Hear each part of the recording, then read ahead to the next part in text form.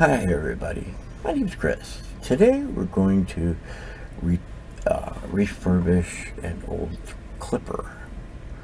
I'm not going to be showing you the steps, but I will show you some of the stuff that I do as I'm doing them. So right now, let's get started. First thing we're going to do is notice anything that's missing. Right now it's got the holder to keep it from being pulled apart, active. Yeah. This is a very loose fitting. There used to be a spring in here, between here, but don't know where that went. I recently purchased this at a flea market. It's got something stuck on the top edge. I will be sharpening this edge. As you can see from this side, it does need to be sharpened, and this needs to be bent a little bit, because see, at the end there is a gap. You can see that gap, and that's closed all the way. So I will need the hammering out a little bit to get it to conform to the curve. Unfortunately, I don't have a forge to heat it up, so I'm going to have to do it via brute force. But first we need to get this cleaned up. Like I said, it's got something on the blade and this part. So let me get started on that, and I will update on the final product.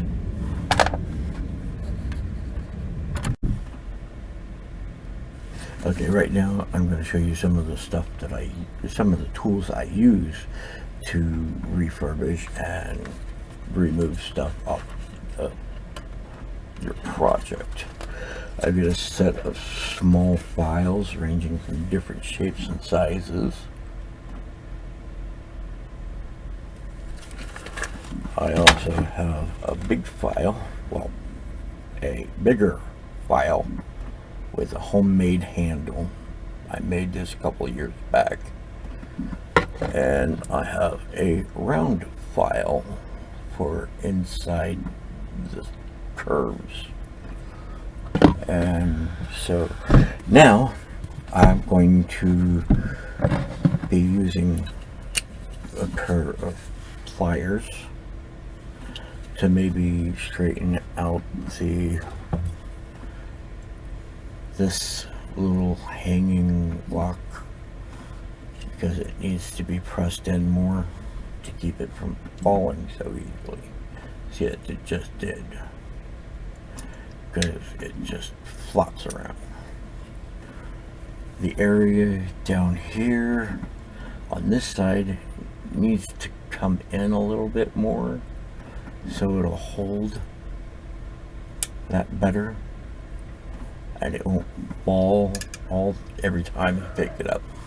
Because see, you got a gap down here and a gap in here between the points here. When you activate this, you can see there's the little gap I'm talking about. Okay, I'm going to take time and clean first before I do anything else. Okay, another tool I will be using is my X-Acto blade. There's some stuff on the blade itself that I need to scrape off before I can start doing any surface work. So I can clean it off with this. And then here's where I need to get something off. You see there's something right there. and little specks of stuff all through this. I already took care of this side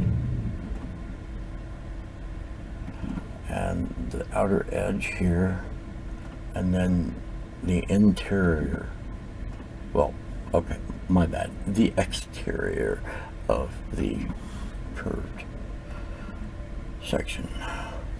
I will be, getting all the casting marks off. See, at this side, you see the casting line here. I'll be smoothing that out and doing that on both sides there. There's also casting lines inside. Like I said, I will round this out a little bit so this can stay latched, because right now there's a gap and there shouldn't be. So I will fix this little problem. Looks like somebody replaced the original, because that's way too new.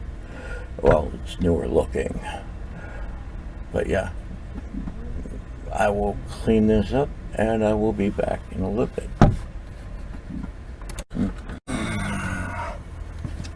Okay, I'm back. I've got it cleaned up using my X-Acto, and now it looks nice, clean edge. Still not sharp. I will be sharpening it once I get, all of it repaired. This fixed where it's not so loose, and the little divot inside this without going any further up. And I take care of the casting marks with a file, and then we should have a refurbished pair of clippers. Okay, right now I'm taking a small file and going into the end of the handles and removing the casting marks. Sorry I don't have a close-up, but I'm doing the best I can with what I got. My other camera's down, so right now I'm using my laptop camera. That's why it looks different. But yeah, I'm here moving all the casting marks, the casting lines and other things. Should be able to get it all cleaned up.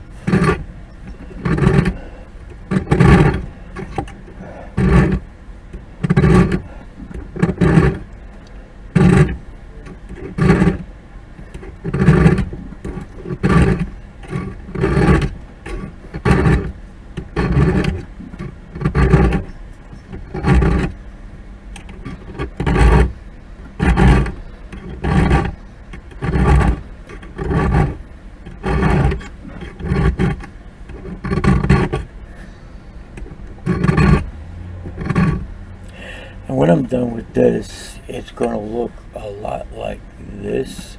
You know how smooth it is, and it runs all the way down. I know there's some rough spots on the outside area that I'll be filing down, and this is going to be a long period of work here. So I will get back to you when I get pretty much done. Okay, taking a little break from, filing everything down. My hands are getting a little crampy, so I just decided to take a break to let you know that most of the casting marks have been removed. So we will be getting on to the next step, which would be bending the top part back round and then sharpening the blade. So I will keep you updated. See you shortly.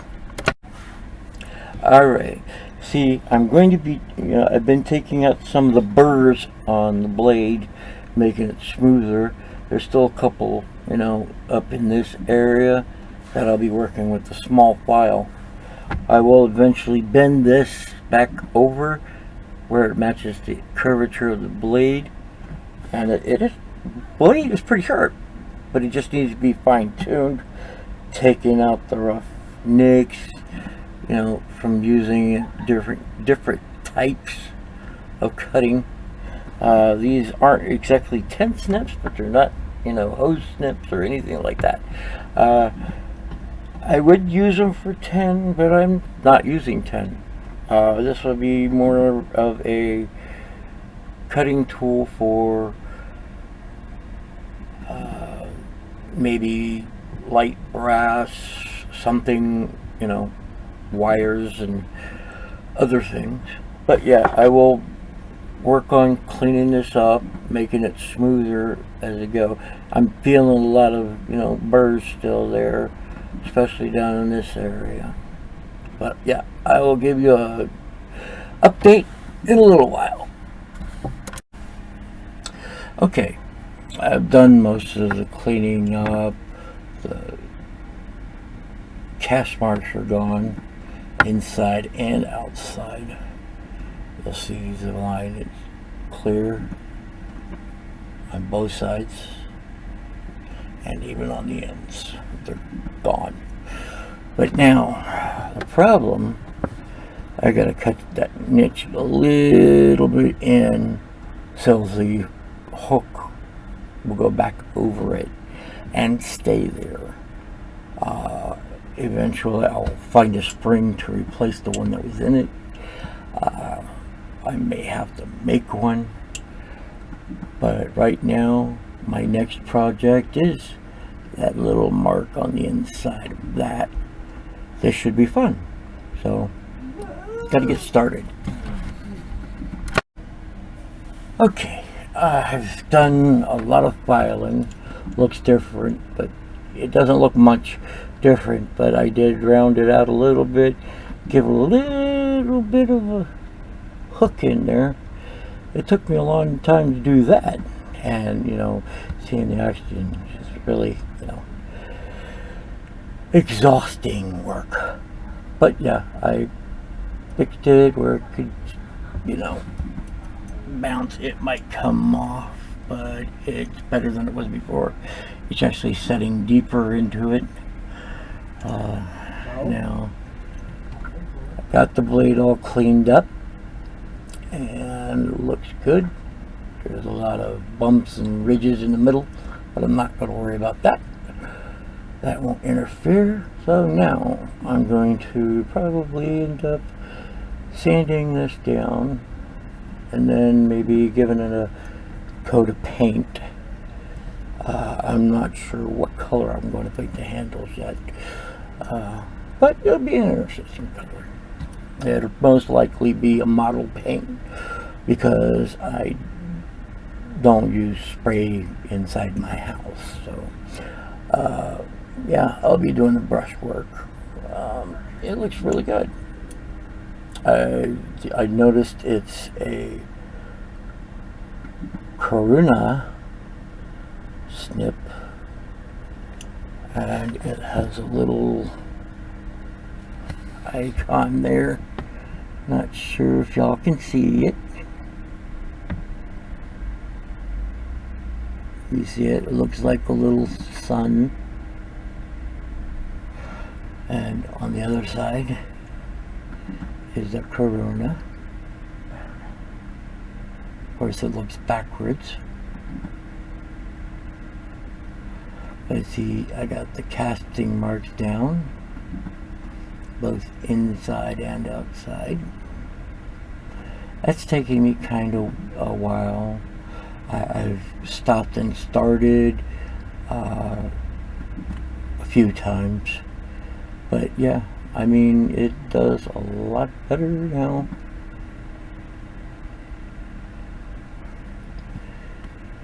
You can see the blade looks like it's still, you know, got stuff on it. I'm going to do a little filing on the tip here because there looks like there might be some gunk left over from the previous owner. doing things with it shouldn't be doing. But anyway, I'm not going in there for that.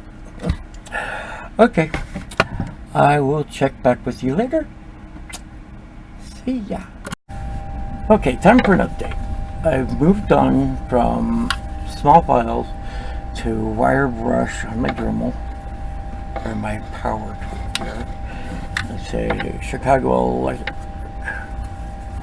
Lasted a while, so yeah. I've got the wire brush. I'll use the sander brush to do any kind of touch-up work, or grinding down the spots I missed maybe. But yeah, I'll work out this so I can use the wire brush in the tiny spots which I can't reach with a file.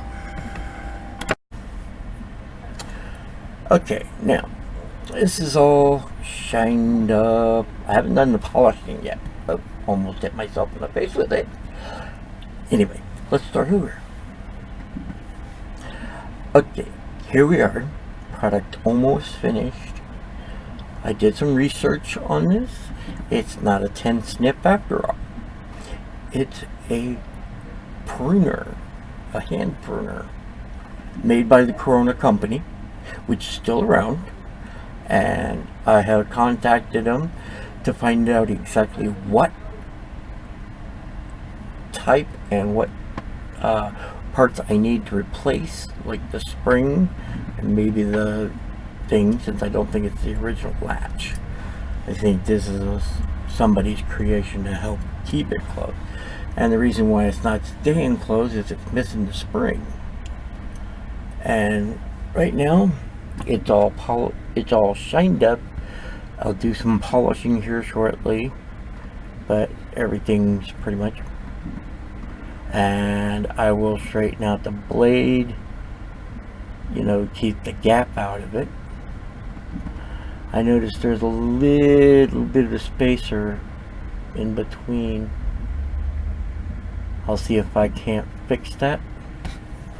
But I will do my best to finish this up. Alright, I'll give you an update in a little while. Okay, I just got finished polishing it up, and now it looks cleaner and definitely a lot better than it was before. I contacted the company about the missing spring, and maybe some rubber grips for the handle. If not, I can always paint it and wait for a while to get the grips. I do have a Patreon if you want to help me out with each project I do. I do need to buy supplies and tools sometimes. My Patreon will be listed down below, and I also will be doing more projects in the future. So hopefully see you around more. Bye.